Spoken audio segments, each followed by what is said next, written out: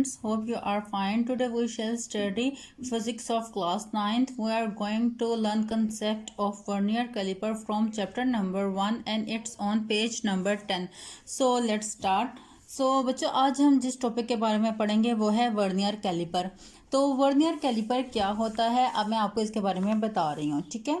तो first of all तो इसकी डेफिनेशन मैं इसकी डेफिनेशन आपको बता देती हूँ। An instrument use to measure small length such as internal और एक्सटर्नल डायामीटर और length of a cylinder is called vernier calliper. एक वर्नियर कैलिपर एक ऐसा इंस्ट्रूमेंट होता है जिसके ज़रिए से हम क्या करते हैं, बहुत छोटे छोटे ऑब्जेक्ट्स जिनको हम स्केल के साथ या मीटर रूल के साथ जिनकी लेंथ को हम मेजर या डायामीटर को मेजर नहीं कर सकते, उनके लिए हमें ज़रूरत पड़ती है वर्नियर कैलिपर की, ठीक है।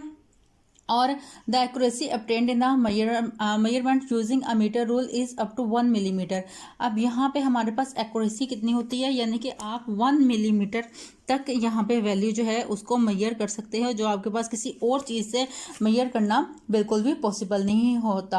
However an accuracy greater than 1 millimetre can be obtain by using some instrument called the vernier calliper. और वो जो इंस्ट्रूमेंट होता है जिसके ज़रिए से आप 1 मिलीमीटर तक इसको एक्यूरेटली किसी भी चीज़ की वैल्यू को फाइंड आउट कर सकते हो, उसको हम वर्नियर कैलिपर कहते हैं, ठीक है। अब it is an instrument which is use to measure the 10th part of millimetre.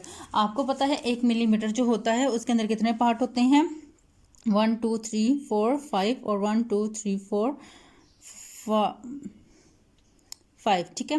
तो ये यहाँ पे 1 मिलीमीटर के 10th पार्ट, यानी कि ये 1 मिलीमीटर जो होता है इसके अंदर ये इतने पार्ट होते हैं 10th, तो ये इसके 10th पार्ट यानी कि 10वें हिस्से तक चीज़ को क्या कर सकता है, मेजर कर सकता है। 10th part of a millimetre, ठीक है। किसी भी मिलीमीटर के 10th में हिस्से को या 10वें हिस्से को भी जिस चीज़ के जरिए से हम मेजर कर सकते हैं उसको हम कहते हैं, वो आपका क्या है, वो आपका वर्नियर कैलिपर है।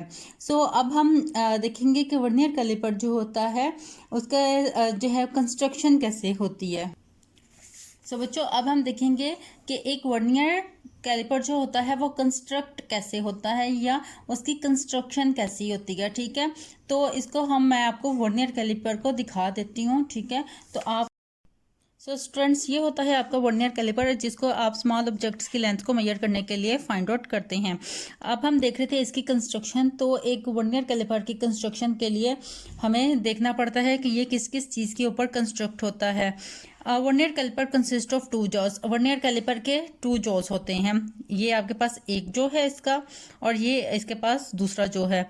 वन जो is fix with the main scale. आपका ये होता है मेन स्केल, ये जिसके ऊपर आपको काउंटिंग लिखी हुई नंबर जैसे स्केल के ऊपर होती है ना, स्मॉल स्केल के ऊपर काउंटिंग, तो वो जिसके ऊपर लिखी हुई नजर आ रही है ये आपका मेन स्केल है सारा। और मेन स्केल के साथ ये वाला जो होता है वो फिक्स होता है और ये वाला आपका मूवेबल जो होता है या जिसको हम सेकंड जो कहते हैं मूवेबल जो, ठीक है। अब आप देखते हैं it has marks centimetre and millimetre. अगर आप इसको गौर से देखो तो आप इसके ऊपर 10 20 30 40 50 60 ये आपको तमाम जो है इसके ऊपर ये मार्क्स लगे हुए नज़र आ रहे होंगे, ठीक है।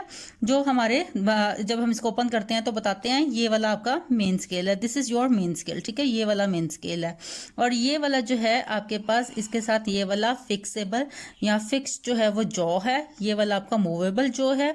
और ये आपके पास वर्नियर स्केल है। इसके ऊपर 2 स्केल होते हैं, एक ये वाला स्केल जिसको हम मेन स्केल बोलते हैं और दूसरा स्केल ये वाला, इसको वर्नियर स्केल कहते हैं। ये मूव कर सकता है अपनी जगह से, ठीक है।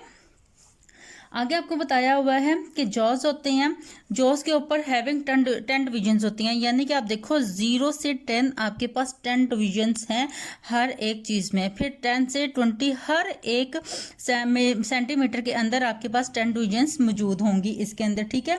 और इसके अंदर ईच डिवीजन को हम कहेंगे कि ईच डिवीजन कितनी है, वो 0.9 मिलीमीटर जो है वो इसके अंदर होती हैं। यानी कि अगर आप यहाँ से यहाँ तक काउंट करोगे तो ये टोटल 10 डिविजन्स है और हर एक के अंदर 0.9 ये डिविजन्स मौजूद है। अगर यहाँ से कहेंगे तो 1.9 मौजूद होंगी, 2.9 मौजूद होंगी, तो इसी तरह से इसके अंदर तमाम डिविजन्स जो हैं वो मौजूद होंगी, ठीक है।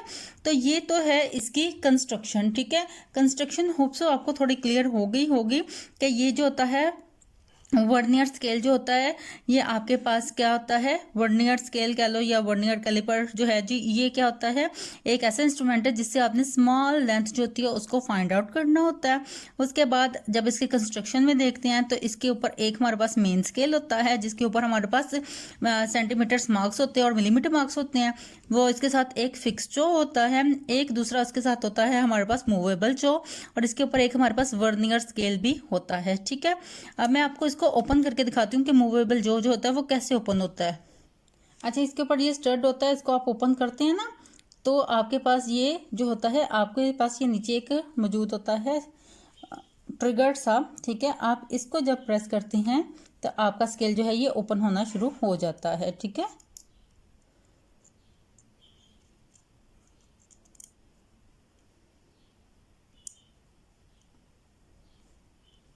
ये देखें, आप इसको जब आगे मूव करते जाएंगे तो ये आपका स्केल ऊपर होता जाएगा।